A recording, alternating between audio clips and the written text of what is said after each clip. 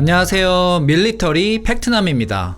오늘 기사는 대한민국 방산의 남미 활약에 대한 내용입니다. 얼마 전 DSA 2024 기간 동안의 기사 내용과 방사청의 보도 자료를 인용해 그간 대한민국과 동남아시아 국가 간 논의된 방산 협력 내용들을 유라시안 타임즈가 정리한 기사를 소개해드렸습니다.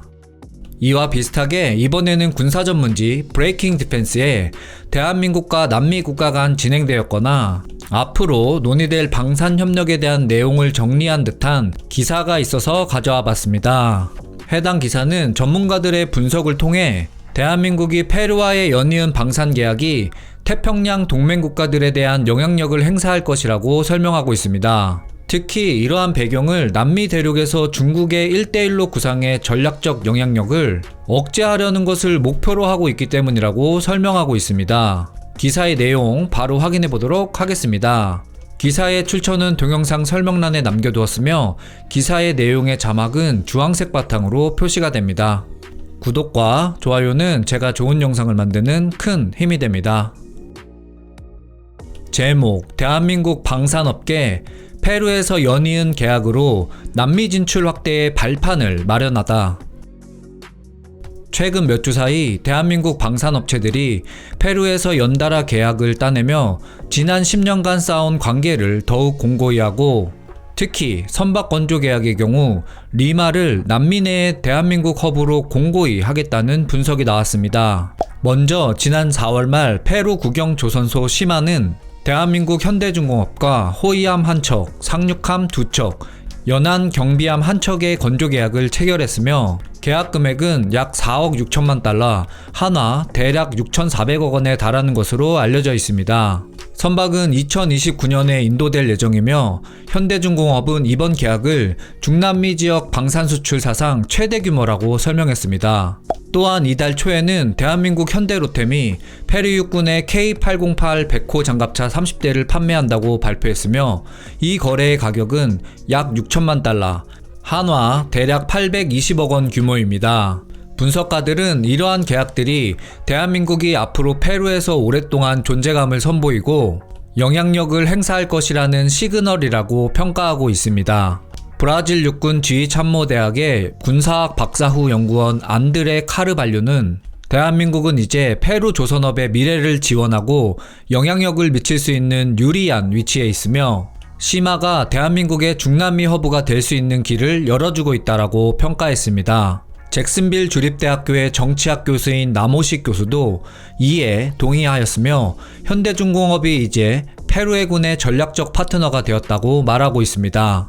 무기 이전 및 수출과 군사 원조를 연구하는 남 교수는 시마 프로젝트가 성공하면 현대중공업이 페루 해군의 향후 생산 계획과 관련된 더 많은 부분에서 디테일하게 참여할 수 있을 것이라고 말했습니다. 페루 해군은 노후화된 이탈리아제 루포급 호위함 6척을 교체할 계획이며 첫 호위함 계약이 순조롭게 진행될 경우 현대중공업의 사업 기회는 더욱더 늘어날 것으로 보입니다.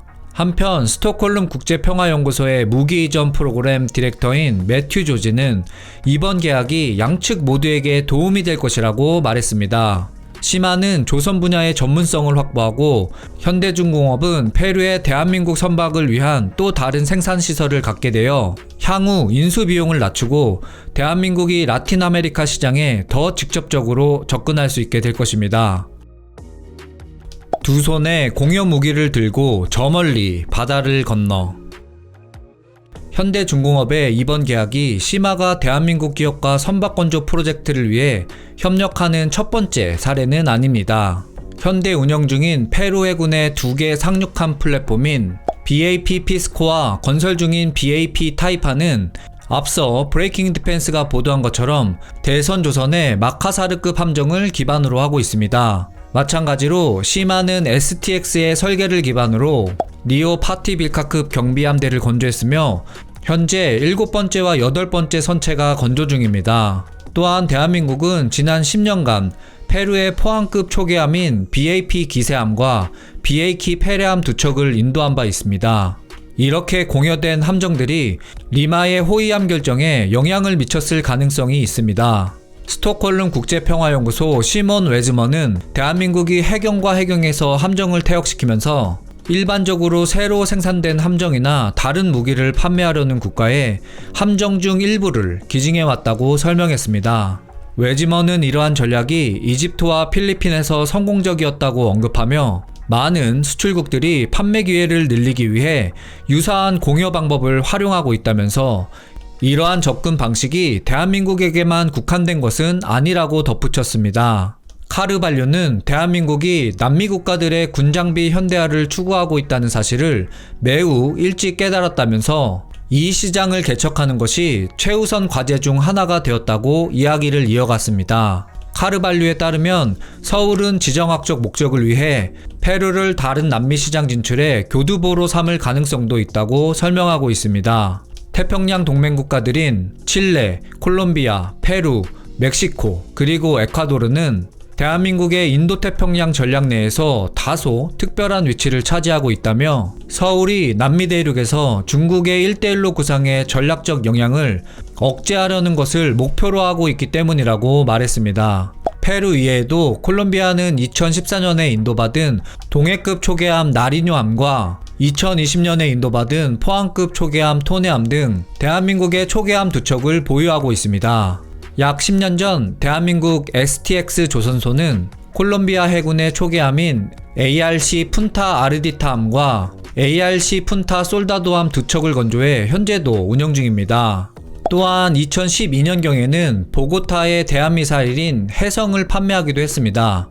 콜롬비아 해군은 2019년과 2023년의 퇴역 함정을 이용해 싱크 표적 훈련에서 이 해성 미사일을 발사했습니다. 4월 말 에카루드 국방부는 대한민국 해양경찰청과 3,000톤급 경비함 한 척을 양여하는 계약을 체결했습니다. 이번 계약으로 서울이 5년 안에 에콰도르 해양경비대에 인도한 세 번째 경비함이 되었습니다. 또한 2020년에는 해우리급 경비함인 이슬라 플로네나함과 이슬라 다이남 2척을 인도한 바 있습니다. 한편 칠레 해군은 기아의 KM420 경전술 차량을 포함한 다양한 기아 차량을 운영하고 있습니다. 마지막으로 우루과이 육군은 1980년대 초 대한민국에서 도입한 곡사포를 운영하고 있습니다. 또한 대한민국과 우루과이는 참수리급 중형 고속전 이전을 위한 협상을 진행 중이며 한 척의 공여 또한 곧 있을 예정입니다. 우루과이 해군 당국은 최근 2023년 말까지 협상이 진행 중이라고 밝혔습니다. 하지만 여전히 페루의 현대중공업 시마 함정 건조 프로젝트는 테스트 성격에 가깝습니다.